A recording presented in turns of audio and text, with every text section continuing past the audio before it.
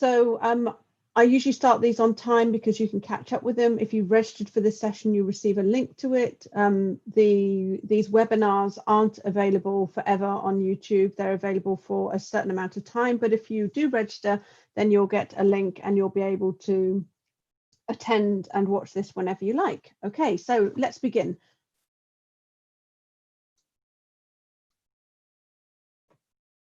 Right, so the first thing I want to talk about is our agenda. Now, I'm going to go through a few housekeeping items, and then I'm going to just talk very briefly about who I am, and then we're going to really get into it, and we're going to have a poll to find out the type of people that we've got on this session so that I can ensure that I'm tailoring the content specific to what you need. And then we're going to cover a number of different areas, which I'm not going to go into right now because we're going to go through those.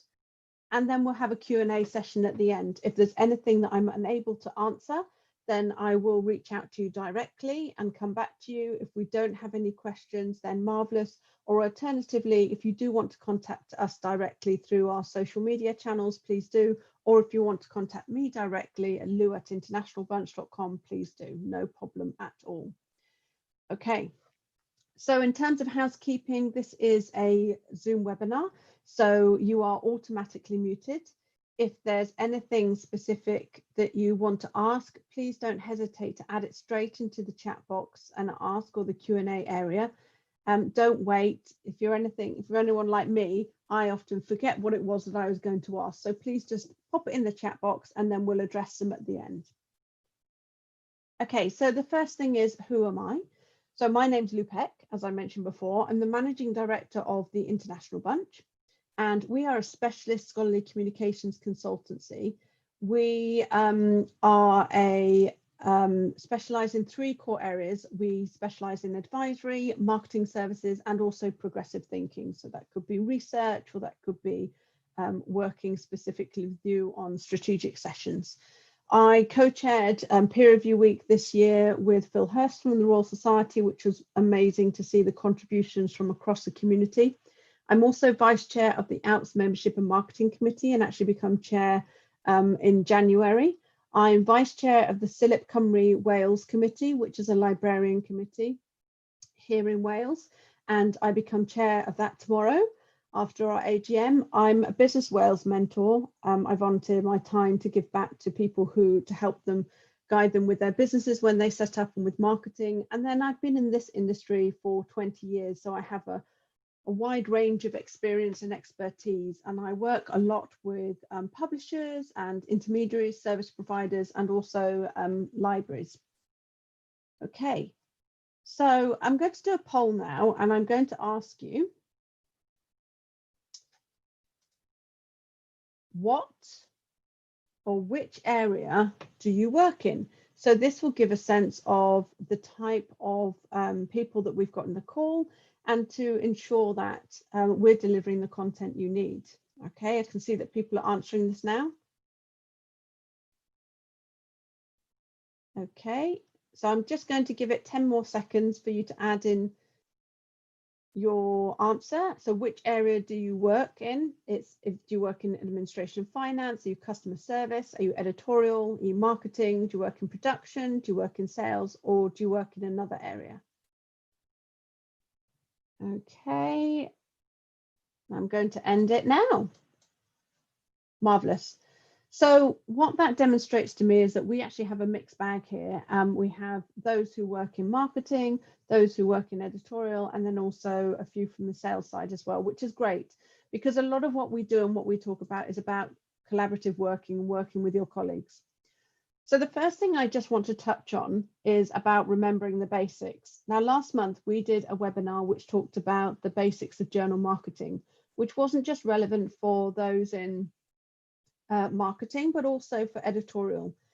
And it's for you to really understand the basics that you need to be doing to ensure that you're marketing your journal as effectively as you can. So I'm just going to very briefly summarize some of those, which will lead us on into content for the next part of this session.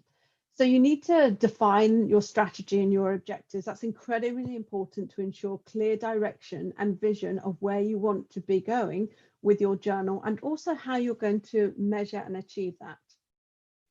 You want to also identify where in the product life cycle that your journal is. I've given a very basic visual here of a very simplified product life cycle, though as an organization, you may have a more intricate or detailed product life cycle.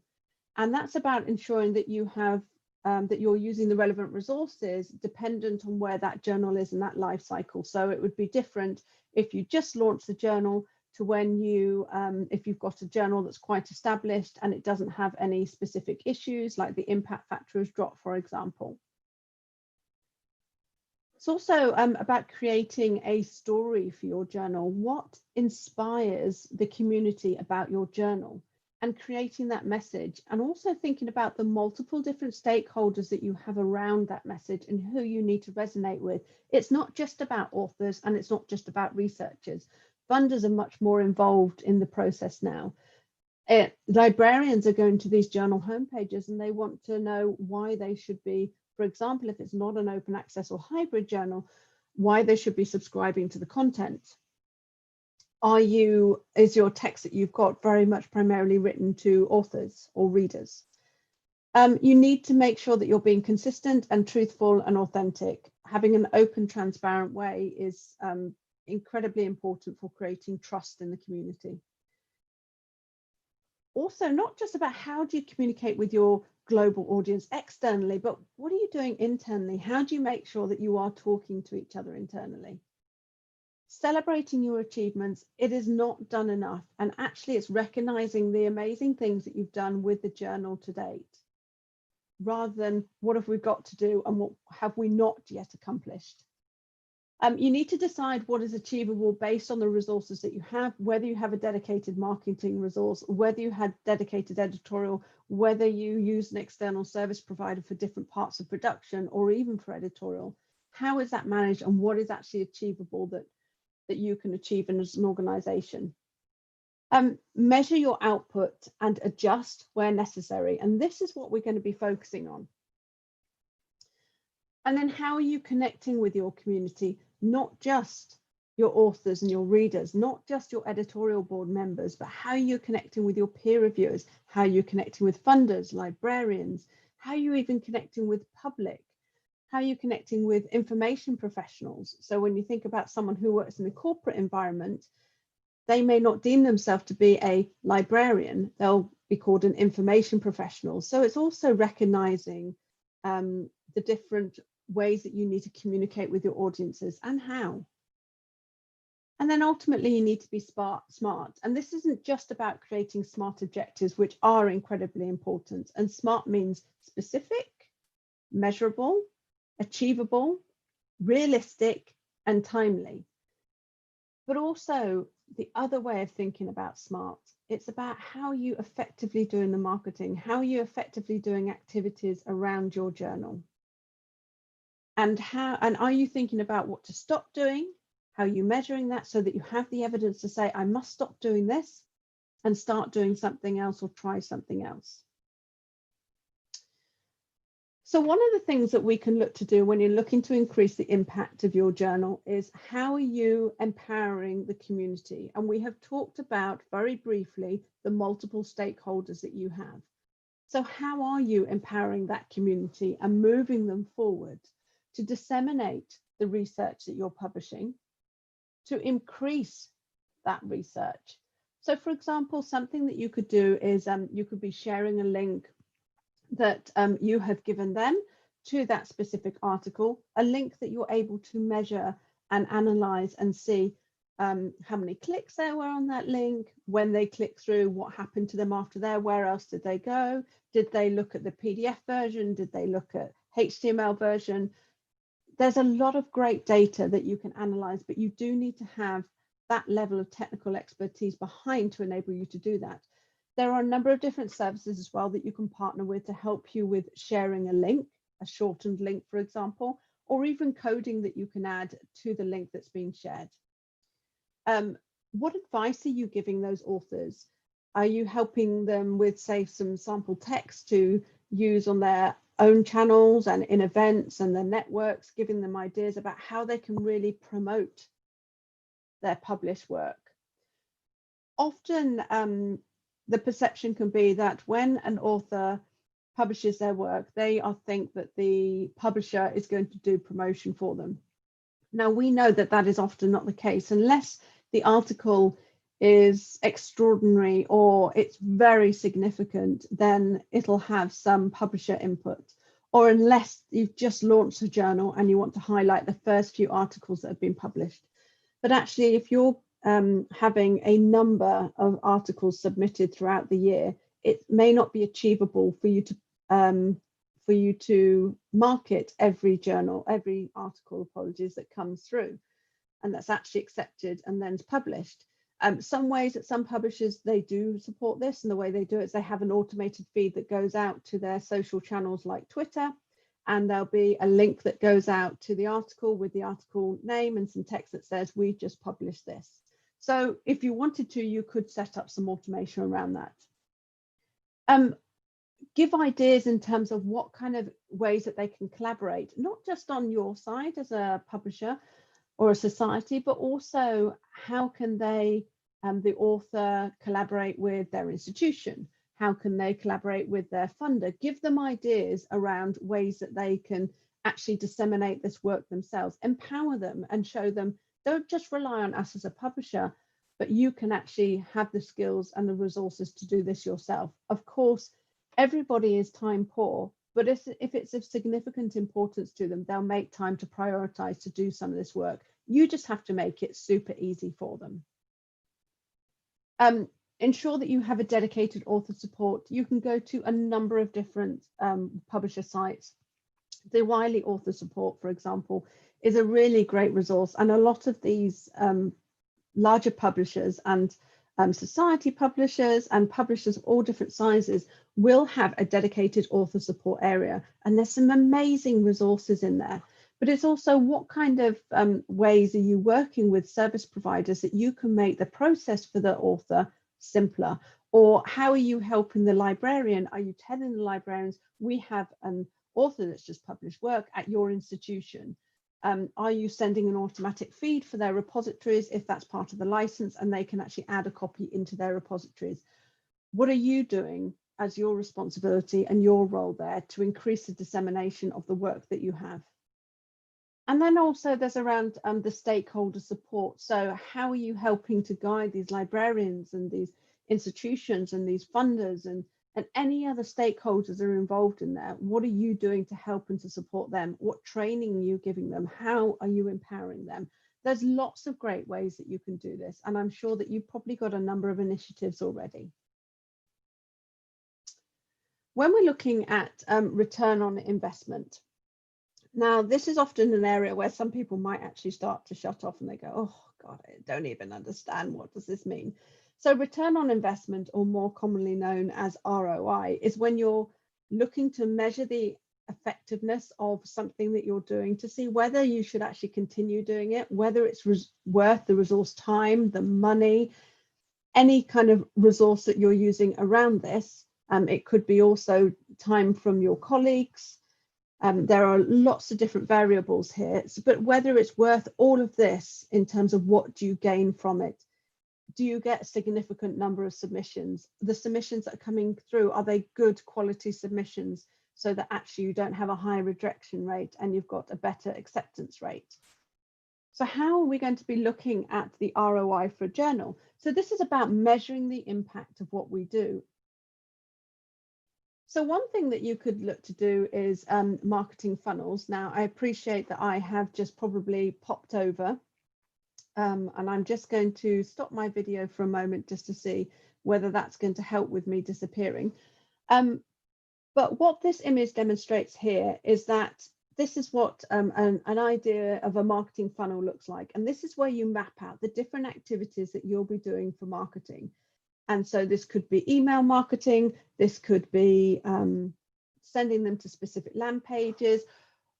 Whether they don't open an email, do you send them another email after a certain amount of time? So this is about looking about how you can map and measure the activities that you're doing to find the right kind of activities that ultimately is going to give you the best return. You have to be brave and you have to stop doing what isn't working.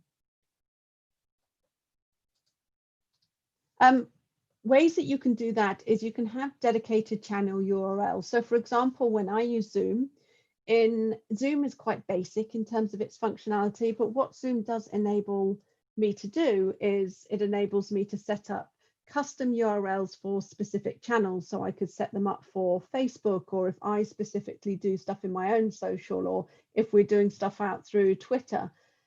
So I can actually then look and analyze and see what has been the most effective channel, what's for organic social media. It usually tends to be the emails that we send out, our regular newsletter that has better conversion rates rather than just organic social. And then it's also looking at those areas and how can we make them better? How can we improve on them? And because we're measuring the different ways that we're doing this, we can see whether something has a positive or negative effect. Of course, we're not sending it out to exactly the same audience every time, but we will start getting a rough idea of what resonates with people.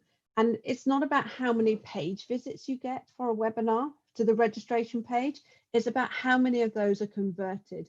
So sometimes you may find that social media will send more people to a certain page, but actually of those, how many went through and converted? So you can also create custom URLs as well, or you can add coding onto the end of URLs. And it's really, really important that you do track the work that you're doing. QR codes is another one. So if you're looking at how can we think about print, how can we make sure that we are demonstrating the return on investment for the print, to get something designed, to get it printed, to get it shipped. Sometimes at these events, you could send printed journals, you could send printed collateral, and it ends up in the bin because it's actually cheaper to put it into recycling than it is to ship it back. So that's a demonstration of return on investment and the consequence of it.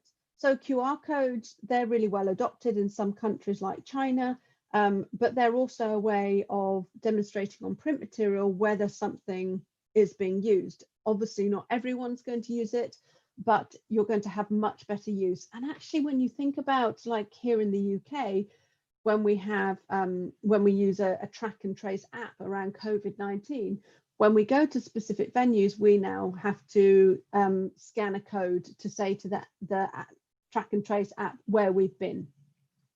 So actually, where some countries hadn't adopted QR codes very well, you'll probably find that there's much better adoption of them now. And also you can use promotional codes if you have a specific call to action, or if people click on a certain link, like an email link, and inside there you can actually add the subject header automatically. So when they click on the email link inside an email, it'll open up an email for them, but the subject header will automatically populated with a certain number or with a certain query from International Bunch November newsletter, whatever it is. Of course, they can overwrite it, but there is a way that you can look to see and look at return on investment.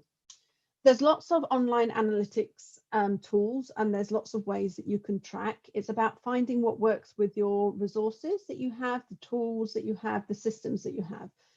One of the things that you can do, for example, is when you look at demonstrating return on investment for marketing activities, is that if you have, if you're in editorial, for example, and you have, you want to look at the touch points that you have for your editorial board, you could send out specific communications, and then you add into your CRM system with a code related to that communication or activity, and see whether they opened it, whether there was any engagement, to see what's working with your editorial community. Another way of doing it is for Salesforce.com, you can add, you can create activity codes for certain events, and then you could see if, for example, for a sales process and a customer journey for sales, you can see whether an event had a positive effect or was part of the process of that librarian buying a subscription to a service. So then you can look at that event and say, I can see that there was revenue attached and we had return on investment, and so we shouldn't cancel. And this is when it's really important, and it makes departments accountable that they have to add in the data. And of course, you can do this automated in some ways, but in other ways, you are reliant on people manually adding oh yes, I spoke to this person at this event. There's lots of ways that you can get around that to reduce that process, which we talk about when we do one-to-one training. Also, as I mentioned, this is about matching sales leads to activities. But what I'd say is dig deeper. Don't just look at the top level. And I mentioned this earlier when we talked about how you're looking at your statistics. When you land on a web page, how many of those actually convert? So don't just look at how many landed on that web page. Great. You know, social media did amazing. Facebook drove more people there, but actually how many converted? Because maybe Facebook advertising wasn't as targeted as you wanted it to be. So rather than thinking some examples here about click-through rates in emails, look at those that have opened the email. So the number of those that have actually opened the email, they're engaged in your content, that have gone and then clicked through. Gone are the days of mass email marketing. We've got too much legislation around us now as well, but also that's not great marketing practice. It's about niche, targeted campaigns where you're using your resources that you have internally and effectively, and you need to look at the return on investment. You need to be able to measure your activities to decide what is working and what isn't. And as I mentioned before, be brave and stop doing what isn't working. It's a waste of time. Go through and interrogate your data as well. I mean, you can simply create a pivot table inside of Excel, and the tab that you use to create the pivot tables, you can just refresh with new data each time, and then just refresh with your pivot table. So then they'll use that source that you've just copy and pasted into there. Look at your engagement. How long are people engaged with the webinars that you're doing? How many of those are actually attending the breakout sessions? And also when you're thinking about the engagements, how are they engaged? If you're doing breakout sessions, I did a strategy session the other day, and it was some people want to remain with no video and no sound. They just want to give their feedback in the chat, whereas others are more open to being more to having their video on and also talking through. But you're allowing people to a more inclusive approach so that people feel that they can all be involved in the discussions. When you look at webinars, for example, you may find that because of meetings, people only have 25 minutes, 30 minutes to give you. So when you look at webinars, maybe just do a webinar maximum 25 minutes. Because so many people are so time poor now, you'll probably find that people want bite-sized chunks. And also think about how can you remarket the content that you already have. All those recordings of webinars that you've done, how can you cut up those into bite-sized chunks to make a series of hints and tips? Can you mix and match them to create courses or videos to specifically tailor people's needs and their wants at that time? I've given a little example here just of it, in terms of some of the things that I talked about landing on a web page. So we've just got some stats here on a campaign that we did. And it was a really small campaign, but it was quite interesting to see the number of visitors that we had. So Facebook generated 89, Twitter 132. But then we look at the conversions, and actually we see social media didn't do so great on sending people to the site that were quality leads that would then go and be converted into registrations. And actually it was the emails that we send out that had generated more. So that's when you start thinking about digging deeper, looking more into your stats. Okay, and also it's about thinking about your benchmarks, and this is really important. It's about finding where you can industry benchmarks, even if it's your own internal benchmarks as well. So you could look at overall satisfaction scores. You could look at a net promoter score.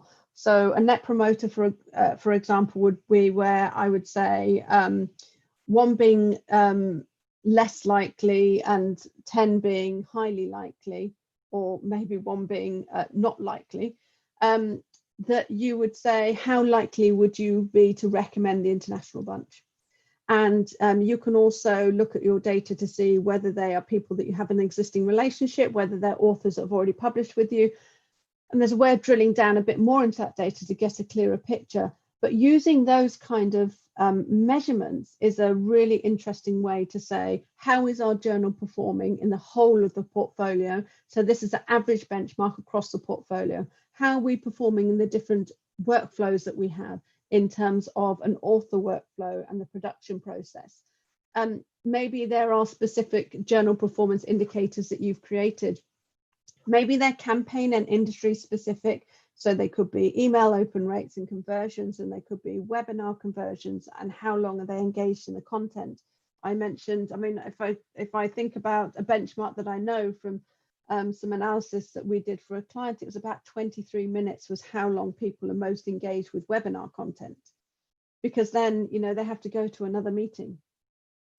Maybe you want to create custom scorecards for your journals to be able to match the level of resources that you need to do. And there will be a number of factors, whether that's your including impact factor in here, whether you're the priority subject area that is. And I mean, there are lots of different variables to think about when you want to score your journals, and then what resources you apply to that, and not just in marketing, but in editorial or it throughout your organization. Okay, and then the last one that we have here is measured marketing impact. So how are you measuring how marketing is impacting? Are you doing this through submissions, for example? What way are you measuring the specific impact of the marketing activities, and how are you attributing to that? So when you use coding and custom URLs, you can follow and see a life journey of what someone did. So maybe you can see by using custom URLs, this person then went on to submit, and then they went on to do this, or so you have a better idea. Okay, now this is about thinking about, you've got your published output, your article, whatever your published output is, but how are you measuring that? And often with the journals, there's too much emphasis on journal impact factor. Journal impact factor was not created to be used for what it's been used today. And you need to be thinking about the holistic approach of how you should be measuring impact. So for example, if you're looking at an individual or a publication level, you'll be thinking using services like ORCID, and this is where you can be advising or guiding your authors and your institutions and educating them about how that they can measure the impact of the work that they're doing. Usage, of course, whether you make that transparent on your article pages. Thinking about altmetrics, alternative metrics, so using altmetric, Plum Analytics, Impact Story, ResearchGate, academia.eu, Mendeley, About Me. There are a number of different services which also have ways that they measure the impact of that person and give them a specific score. They do that as an individual level, but then they also do that at an article level. Thinking about citations, you know, you have Clarivate Analytics, you've got Google Scholar, you've got Microsoft Academic, Publish or Perish, you've got the H-Index. It's not just about focusing on specific metrics, it's about looking at a range of them, and maybe from this you devise your own scorecard.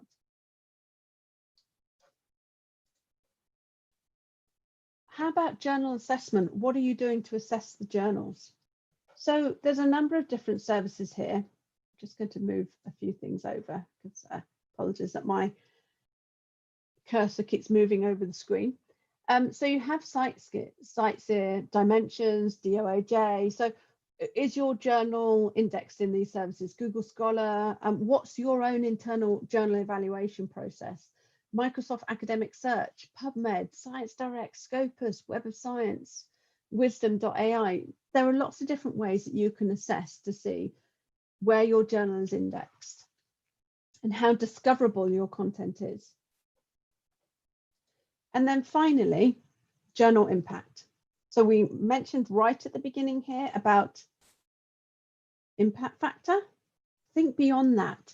You know, the DORA initiative, which a number of publishers, societies, institutions, libraries, funders, organizations all over the world are signing up to the DORA initiative. And this is about how do you measure the impact of what you're doing beyond a specific way of measuring, like impact factor. It's looking at it across a broad range of statistics or measurements. So site score, eigenfactor, journal citation reports, journal impact factor in the mix, relative citation ratio. You've got SCI Imago journal rank. I never know how to say that. Or it's SC Imago journal rank. I mean, honestly, that's me saying honestly at myself. Source normalized impact per paper. Usage also plays a part here. And NPS, you know, work with your external vendors like Altmetric, Plum Analytics, Impact Story, and ask them how you can interrogate the data. What reports are they giving you? What dashboards do you have available so that you can look at this information and pull in certain specific metrics to benchmark and measure the performance of your journal. Something I also wanted you to think about, and this is where we would actually help you on a one-to-one basis as well, is about mapping and measuring the user experience. So I've given an example here of a number of different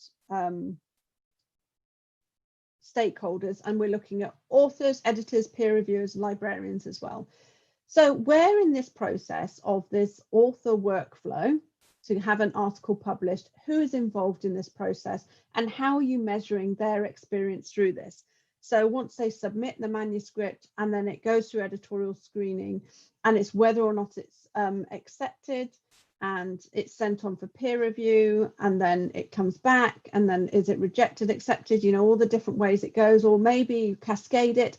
How are you measuring the person's performance during that workflow to check that the services that maybe use external services, maybe it's your own internal services, how are you measuring their performance? So using things like the overall satisfaction score, or maybe using the NPS score. How likely would you be at recommending the submission process for so-and-so? So I've detailed here a few of the stakeholders that may be involved in here. And as you can see, this is not just about the external stakeholders, but also the internal ones, editorial, production, and also thinking about the readers and the public. So how are you assessing that? Now, maybe, for example, you would create surveys to pop up on the screen, annoying that they are, but they do grab attention. Or maybe once someone has completed a specific stage that you have identified in the process and said, ask them how they went, do they have any specific feedback that can help you to give that to your development team. And that will also help the development teams to assess what's the next priority development that we need to do on this platform, because this has become a real issue for these users. Or we did something and look at the significant impact that this caused. Our OSAT score, our overall satisfaction score, dropped because we released something and it had a bug in it. So this was just a snapshot in terms of thinking about your journal impact. And so now we're going to cover the next steps that I want you to be thinking about. So know and adopt the basics. That's really, really important. And we've given you the resources available currently on our YouTube channel to do that. And if you can't access YouTube because, say, for example, you're in China, then get in contact and we'll give you access to the videos in a different way. Connect with and empower your community. There's a lot that you can do, even if you're connecting with your own editorial board. You know, they are an amazing tool for you to be able to utilize to disseminate the message about your journal as well. Use the tools available that you have to create dashboards, to interrogate data, work with those vendors, tell them what you need, get them to give you training, get them to give you the reports that you need to be measuring the success and benchmarking the success of your journals. They probably may be able to provide you the benchmarks from an overall point of view, and if they've got enough data at a subject level too, that would be really important. You need to review your processes and automate where possible, because the more automation, the easier it is, the less resources that are being used.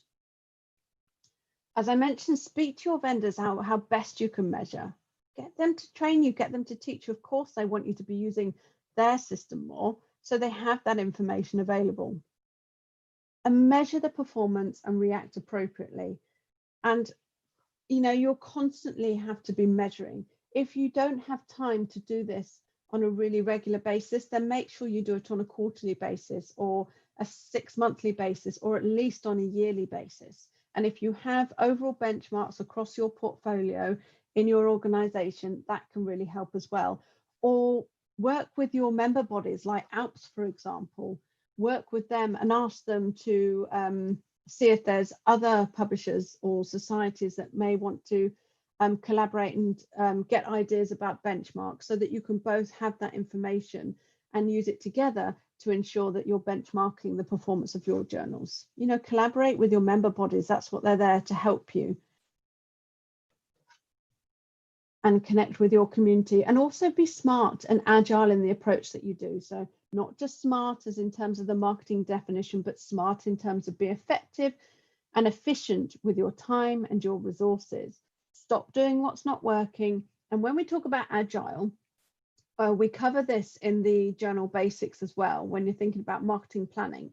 But this is about, and strategy, but this is about, if you plan, say, a year ahead, you may get to the end of that year, and where you thought your vision was is not where the current landscape is now, the actual landscape. I mean, a great example of this would be if you were thinking back and you did your planning in December last year, or in October, November, December last year, and you had your plans together and you're delivering them throughout this year, and who knew that a pandemic like this would happen, and who knew the significant impact it would have, and the impact it has on the number of submissions, the number of peer reviewers available throughout that whole process. So how can you make sure that you are reviewing and adjusting to where the current landscape is right now and what you need to do? And it's not about being reactive all the time. Of course you're being proactive, but maybe you need to do your planning on a quarterly cycle rather than on just an annual cycle. And talk to each other. This is very important. Okay, so we have a number of resources. I referred to a few of them throughout. We have a series of resources on the International Bunch. We've got lots of different webinars that we do. The recorded versions are available on YouTube. They do tend to disappear after some time, especially as we build specific training courses around them. So if you have received, if you have registered for this, you will get a link to the recorded version. And if they are hidden in the future, you will still be able to get access through your link. We've got the Journal Basics one. We've got one which is about demystifying the author article workflow, which is a great introductory one to those that have just come into publishing, or if you've just moved into editorial, or if you want to understand journal marketing more in the author process. We have a number of one which relates to communication style, thinking about inclusion and diversity, about what language you're using. Don't always think about what the color of people's skin, be thinking about what's their cultural background, and also in terms of any disabilities that they may have, and how that may prevent them with the accessibility of your content. And then as I mentioned, our YouTube channel, there's lots of stuff on there. We've got hints and tips as well, which are much shorter videos, which will give you ideas on specific channels. We're going to start doing a lot more of those. In lockdown, we had a number of webinars that we did as well with some industry experts. And we're always looking at what masterclasses and webinars we can do for you in this free series that happens every month. So if there's anything that you specifically want us to cover, then let us know. So let me have a look to see if we've had any questions. Okay.